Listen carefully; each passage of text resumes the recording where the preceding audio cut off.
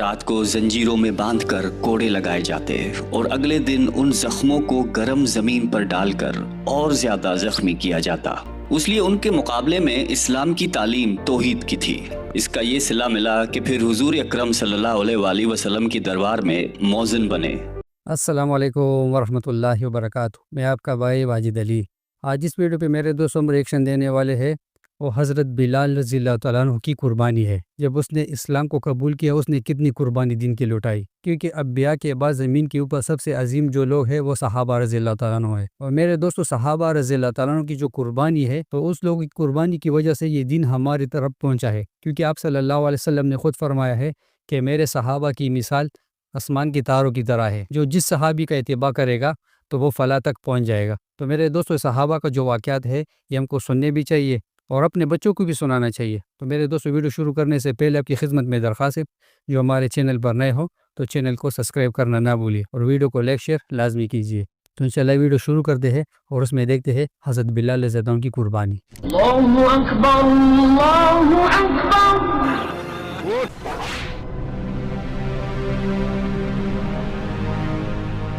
حضرت بلال حبشی رضی اللہ تعالیٰ عنہ مشہور صحابی ہیں جو مسجد نبوی کے ہمیشہ مؤذن رہے۔ شروع میں ایک کافر کے غلام تھے، اسلام لے آئے جس کی وجہ سے طرح طرح کی تکلیفیں دی جاتی تھی۔ امیہ بن خلف جو مسلمانوں کا سخت دشمن تھا، ان کو سخت گرمی میں دوپہر کے وقت تپتی ہوئی ریت پر سیدھا لٹا کر ان کے سینے پر پتھر کی بڑی چٹان رکھ دیتا تھا۔ حضرت بلال نے بالکل بہت قربانی اٹھائی اس کے دین کے لیے، تاکہ وہ حرکت نہ کر سکے، اور کہتا تھا کہ یا اس حال میں مر جائے یا زندگی چاہیے تو اسلام سے ہٹ جا، مگر وہ اس حالت میں بھی احد کہتے تھے، یعنی معبود ایک ہی ہے۔ رات کو زنجیروں میں باندھ کر کوڑے لگائے جاتے اور اگلے دن ان زخموں کو گرم زمین پر ڈال کر اور زیادہ زخمی کیا جاتا، تاکہ بے قرار ہو کر اسلام سے پھر جائے یا تڑپ تڑپ کر مر جائے۔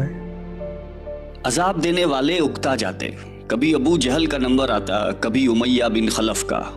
ہر شخص اس کی کوشش کرتا تھا کہ تکلیف دینے میں زور ختم کر دے۔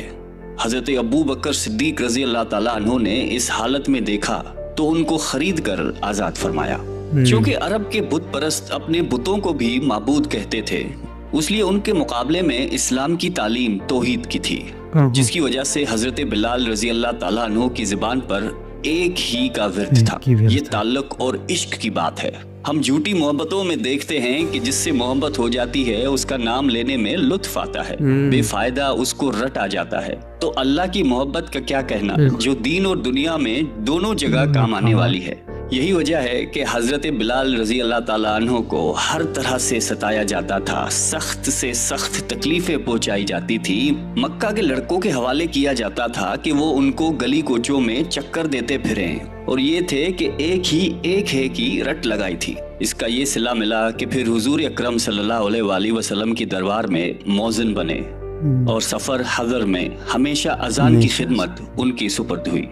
حضور صلی اللہ علیہ وآلہ وسلم کے وصال کے بعد مدینہ طیبہ میں رہنا اور حضور صلی اللہ علیہ وآلہ وسلم کی جگہ کو خالی دیکھنا مشکل ہو گیا۔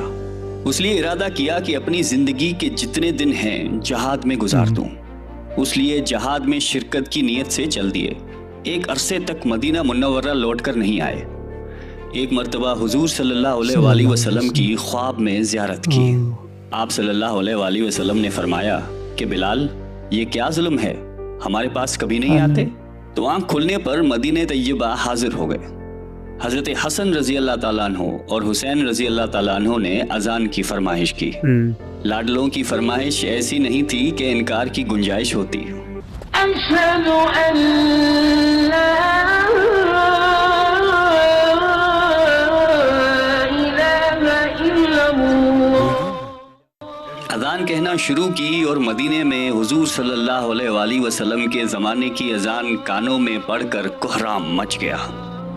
عورتیں تک روتی ہوئی گھر سے نکل پڑیں۔ چند روز قیام کے بعد واپس ہوئی اور 60 ہجری کے قریب دمشق میں آپ کا وصال ہوا۔ اللہ تعالی ہم سب کو قلب سلیم عطا فرمائے اور قرآن اور حدیث پہ چلنے کی توفیق عطا فرمائے۔ میرے دوستو یہ تھے بلال رضی اللہ تعالیٰ عنہ کی قربانی۔ صحابہ نے دین کے لیے بہت زیادہ قربانی اٹھائی ہے، اور جس طرح حضرت بلال رضی اللہ عنہ نے قربانی اٹھائی میرے دوستوں، تو حق تعالیٰ شانہ نے پھر اس کو مقام کیا دیا، پھر وہ ہمیشہ مؤذن رہے۔ آپ صلی اللہ علیہ وسلم نے اس کو مؤذن بنا دیا، پھر سفر میں بھی وہ اذان کرتے تھے، اور جب مقام پر ہوتے تھے حاضر میں تو ادھر بھی پھر وہ اذان دیتے تھے۔ تو میرے دوستو دین کے لیے قربانی چاہیے، قربانی کی وجہ سے دین ہمارے سمجھ میں آئے گا، ہمارے زندگی میں آئے گا، جس طرح صحابہ نے دین کے لیے قربانی اٹھائی اور دین کے لیے ساری دنیا میں پھیل گئے۔ میرے دوستو جب اسلام کو قبول کر دیتے تو اس کے اوپر پھر بہت سختیاں ہوتی تھی، عجیب قسم کی تکلیفات دیتے تھے اس کو۔ اس واقعہ سے ہم کو یہ بات ہمارے سمجھ میں آنی چاہیے، تو دین کے لیے قربانی دینا پڑے گا۔ لیکن میرے دوستو حق تعالیٰ شانہ قربانی لاتے ہیں لیکن اللہ قربانی لیتے نہیں ہے۔ جس طرح حضرت ابراہیم علیہ السلام کو حق تعالیٰ شانہ نے فرمایا کہ اپنا بیٹا اسماعیل علیہ السلام میرے لیے ذبح کرو، تو حق تعالیٰ شانہ نے اس کا بیٹا ذبح نہیں کیا، خالی اس کا امتحان لیتے تھے کہ ابراہیم علیہ السلام میرے ساتھ کتنا محبت کرتے ہیں اور اس کے دل کے اندر میرے لیے کتنا محبت ہے۔ تو پھر اس کے لیے اللہ نے کیا کیا، قربانی لا دی اس کے اوپر، لیکن قربانی اسے لی نہیں۔ علماء فرماتے کہ جنت سے دم آ گیا اور پھر وہ ذبح ہو گئے۔ تو میرے دوستو دنیا کی زندگی تو یہ عارضی ہے، اور موت کے بعد جو زندگی ہے وہ ہمیشہ کے لیے ہے۔ یہ دنیا میں مشقت دین کے لیے اٹھانا، یہ موت کے بعد ہمارے کام آئے گا، اور قبر میں حشر میں ہمارا کام آئے گا۔ اور حق تعالیٰ شانہ ہر بندے پہ اتنا بوجھ ڈالتا ہے جتنا وہ برداشت کر سکتا ہے۔ تو حق تعالیٰ شانہ اس باتوں پہ ہم کو عمل کرنے کی توفیق عطا فرمائے اور دوسروں تک پہنچانے کی توفیق عطا فرمائے۔ تو انشاءاللہ اجازت چاہتا ہوں، ملیں گے پھر نئی ویڈیو کے ساتھ۔ السلام علیکم ورحمۃ اللہ وبرکاتہ۔